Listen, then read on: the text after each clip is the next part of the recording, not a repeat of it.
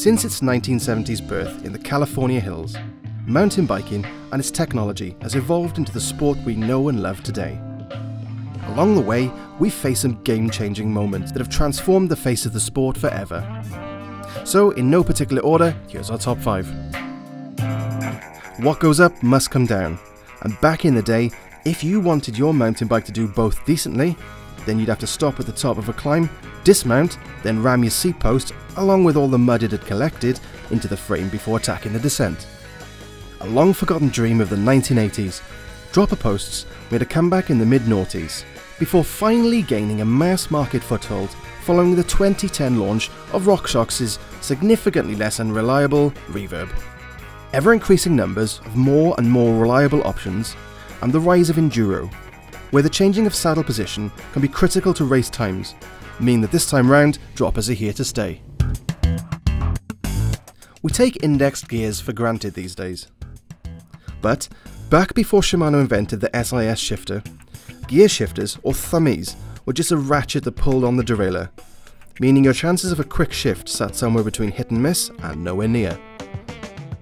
Index gears are now the norm, and something we take for granted.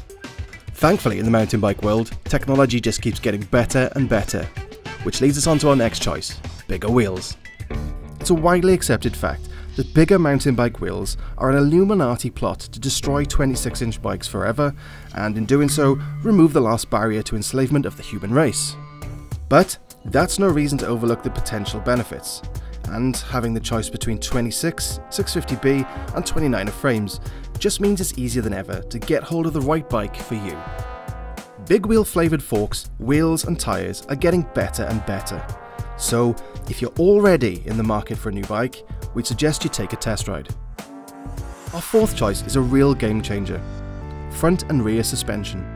Suspension has revolutionised the world of mountain biking.